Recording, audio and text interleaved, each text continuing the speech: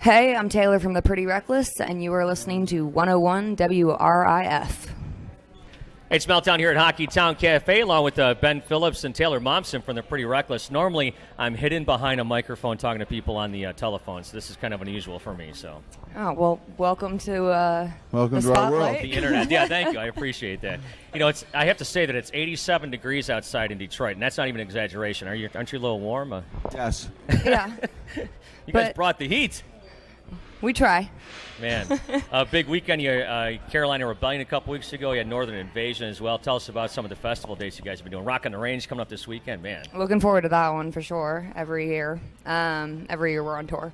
Yeah. No, it's been great. This tour has been amazing. I mean, we're opening for Soundgarden tonight. It kind of doesn't get better than that. Yeah, you were telling me about this a couple of months ago when I talked to you, that they're like your second band as far as the grunge era and stuff goes. Or I should say after the Beatles and the classic rock bands. Yeah, Soundgarden. Hey, I bookend it with Beatles and Soundgarden.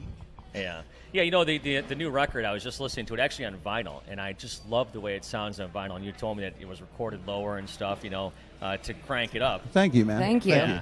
Yeah. We were just at Third Man Records talking to them about it. That. And unfortunately, we're not Jack White. So when we delivered this record that was quiet and stuff, a lot of backlash from some people. But it was tried to make it sound as honest as possible. So. Well, the radio's changed too. So what we thought was going to happen was we thought that by mastering it so quiet, the compression of the radio would in fact make it louder instead of compressing it to be quiet. But because everyone's making their records so loud now, radio has changed and it does the opposite. So it was extraordinarily quiet. So we sent a reissue out to radio. Not only compression, but like the digital. The whole thing, yeah. The whole thing. Yeah, it's all crazy. But what did you think of that Jack White thing? I was going to ask you about it because you said the White Stripes was your first concert. Technically, it was Chuck Berry. Berry, right, when you were 5, right? Yes, when I was little. But no, White Stripes was the first one where I was actually phenomenally blown away and remember it every detail. We were blown away by It was amazing. Your guys' record is one of those records where you got to listen to the whole thing in its entirety because it kind of it just has a certain flow to it. It's bluesy, it's soul, it's got a classic feel to it, and by stopping and turning it over all the time, it kind of ruins the flow. You know what I'm saying? I do know what you're saying, and thank you for saying that. Sometimes I feel Whipping good Post music. is playing. We're in Hockey Town Cafe, and they got the speakers on. They got Whipping Post playing by the Allman Brothers. Yeah, one of your favorites also, yeah. Well, also our new single.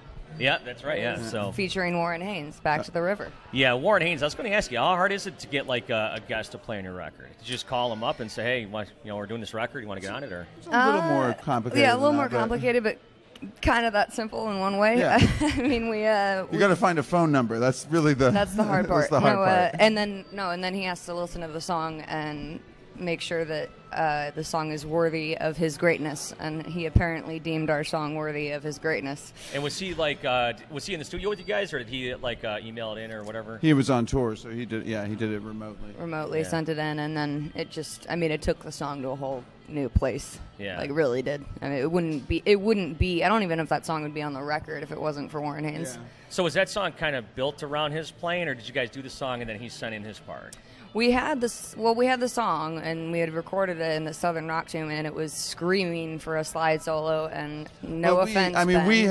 we had left it open. We wanted Warren Haynes to play on it. He hadn't said yes yet, and he needs to hear it. So we recorded the song and left it open for him, where it was to do his thing and go nuts. And then did you guys change anything after you heard his part?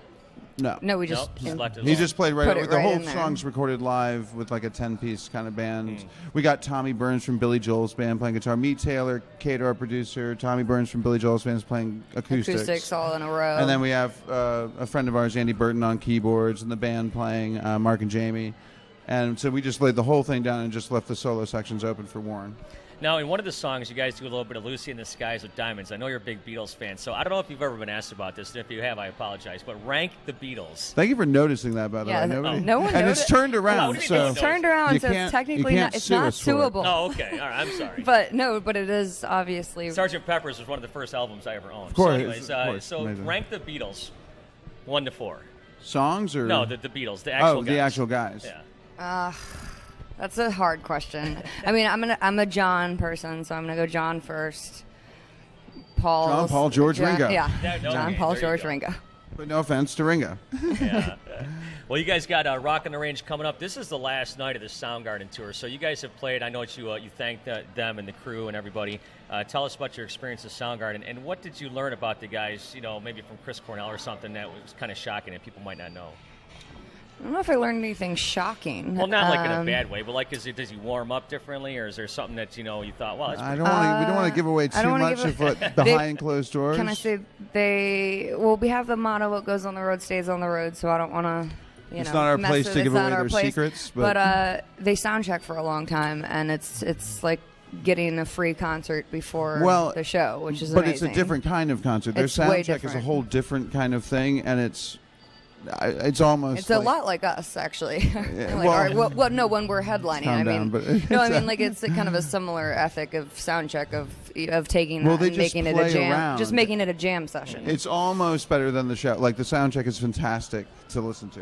That's been the greatest thing is the soundcheck. Do they try new stuff, experiment? Do you guys do that kind of stuff in soundcheck too? Of course, they're Soundgarden. What do you think? They're Soundgarden. It's all experimenting. It's all just like, what does this sound like when I let go? And it's amazing. It's amazing. It's been amazing. All right, well, listen, I want to... And I have to say, very, very nice people. Honestly, their camp and everyone in the band individually just so gracious and welcoming, and it's been really amazing. I interviewed Ken Thale last year for the first time, and he was great. He's awesome. I've never met him or anything before, and he was awesome. I mean, great, and then also great. Right.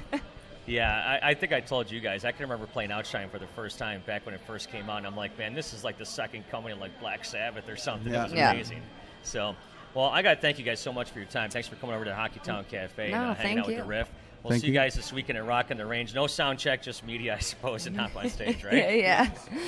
It's what we call a throw and go. Oh, okay, perfect. Well, we'll see you guys out there. Awesome. I don't know if that jacket's going to fly and Rock on the Range. It might be too hot.